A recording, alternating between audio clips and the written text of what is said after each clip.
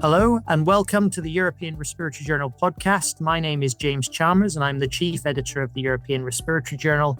And every month we try to bring you highlights of the journal to pique your interest in some of the recently published topics and articles that are available on the ERJ website. Today, I'm delighted to be talking about a recently published ERS statement. We're going to be talking about the European Respiratory Society and European Sleep Research Society statement on the treatment of central sleep apnea with adaptive servo-ventilation. And I'm delighted to be joined by the chair of the task force, Winfried Randerath. Winfried, please introduce yourself. Thank you very much, James. It's a pleasure to be with you. And my name is Winfried Randerath. I'm a professor of medicine at the University of Cologne. My hospital is located in Solingen. It's a primary hospital. And I'm the current guidelines director of the ERS. I'm working with sleep medicine, intensive care, non-invasive ventilation for a long time. So it's one of my heart topics. Yeah, it has to be a hard topic, doesn't it? Because putting together an ERS statement or a guideline is a lot of work. It's very rewarding, but it's a lot of work. So you must have been very motivated. What was the drive to come out with this statement now? What's the background to this? The background is that since about 10 years, we were limited in our treatment of patients with central sleep apnea. Central sleep apnea, as you know, is a subtype of sleep apnea. It's not associated with obstruction of the upper airways, but with cessation of impulses from the brainstem to ventilation. It's rarer than obstructive sleep apnea, but it had a substantial impact on patients affected with this form because it influences prognosis, it influences quality of life, and it is especially frequent in patients with substantial underlying diseases. For example, neurological diseases, internal diseases, opioid-induced central sleep apnea, and it's very frequent in patients with heart failure. And in this group of patients, it has a substantial impact on their outcome. So patients with central sleep apnea and heart failure have a significantly lower survival as compared to similar heart failure patients without breathing disturbances. The most effective treatment of central sleep apnea is adaptive servo-ventilation. It's a specific type of breathing support.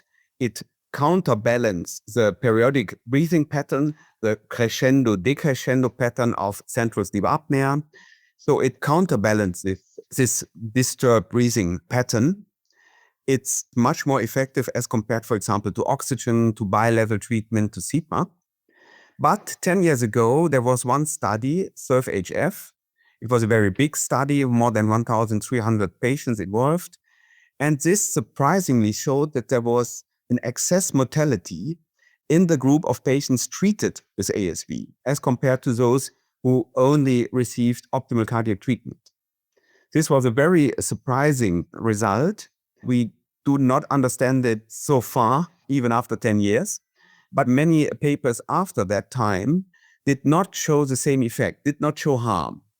And therefore, regarding the clinical importance of the disease, the prognostical impact, we had to update this decision, this limitation. And we had to ask ourselves, is there still enough evidence to restrict this treatment from patients, or should we reevaluate our data and maybe come to other solutions? I think that's a great explanation of the background. When there's uncertainty or conflicting evidence, it's great to get a group of experts together and give people some guidance, some information about how they should interpret the literature. I have to compliment you. The paper is really easy to read and the statements are all in one place. There's 6 statements all together. Can you give us a flavor of some of the key clinical messages that have come out of the statement? Yeah, we can summarize it in 3 points. First, we did not find any harm in any studies after servo-HF. This includes also randomized controlled trials, meta-analyses, prospective cohorts. So therefore, we say we do not see any harm and therefore we do not restrict our patients from the treatment. Second, of course, after such a long time of limitation, it makes sense, it's reasonable to limit or to start treatment in expert centers. So if you are not sure if you have stopped treatment over 10 years, it may be reasonable to say, well, I have a closer look on these patients. I go to an expert center and then start treatment to get new experiences. And the third point is we state that we should do it under supervision. So not at home, not unsupervised, but following these rules under supervision in expert centers, because there is no harm, then we can say we can use it. Our panel, use it in all patients with central sleep apnea. That means those with obstructive sleep apnea and accompanying central sleep apnea in the different phenotypes of heart failure, preserved ejection fraction, reduced ejection fraction, different levels. So even in patients with severe reduced ejection fraction, we would use it in patients with other entities of central sleep apnea. So opioid-induced sleep apnea, treatment-emergent sleep apnea, and so on. It's also important to understand that we cannot show benefit in terms of survival. So no harm, but also no general improvement in survival. That means we have to focus on other aspects, for example, symptoms or recurrent cardiac decompensations, recurrent atrial fibrillation. So we cannot promise any improvement in survival, but we can try to improve patient-related outcome measures. And the third point is, because of accessibility, cost, we would also always start with a simpler device, for example, CPAP. And only if it doesn't work and the patient is still symptomatic, then we would switch over to adaptive servo-ventilation. Yeah, and that's really clear and really well summarized. So these are statements. We're very, very fortunate to have you with us, not just as the author of the statement, but also as the ERS guideline director. I think people are very familiar with what to do with guidelines. Guidelines tell you do this or don't do that. With the statements that you've just outlined to us, how do you see clinicians using those statements in their practice? What's the difference between a statement and a guideline? Well, you mentioned the most important point. If you do a clinical practice guideline, you really can recommend something to other clinicians to do. We recommend to do it like this. This is not what we are allowed to do in a statement. So what we can do is evaluating the literature, coming to a conclusion, and saying we as a panel decide to do it in our patients like this. So we state what our clinical practice is or how it changes after the evaluation of the literature. This is the most important result. Of course, for a clinician, the difference may be less clear or less important. So if a patient gets a recommendation, it's very clear. If he or she sees there's a statement from an expert group from different countries with different experiences, and they state that they do it like this may also a guide for these patients. But clearly, we must not recommend anything. Regarding the difference relates to the methodology. And as you know, you yourself have so much experience with really big, important guidelines. The methodology in guidelines is much stricter as compared to statements. Both are based on literature research, on evaluation of the literature, systematic searches. So this is very similar.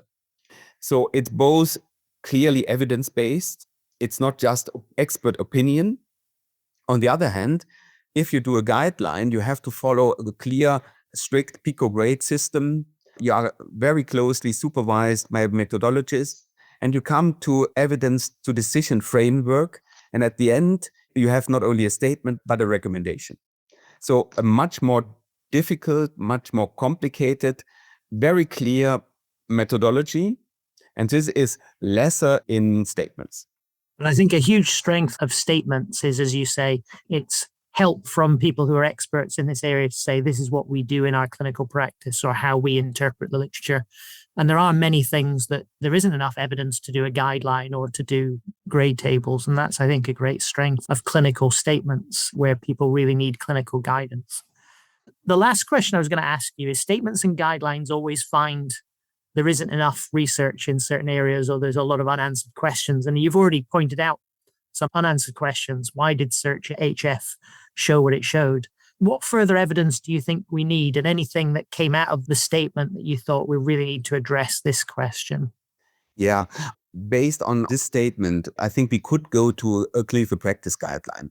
We found a lot of evidence, and this could also substantiate a clinical practice guidelines.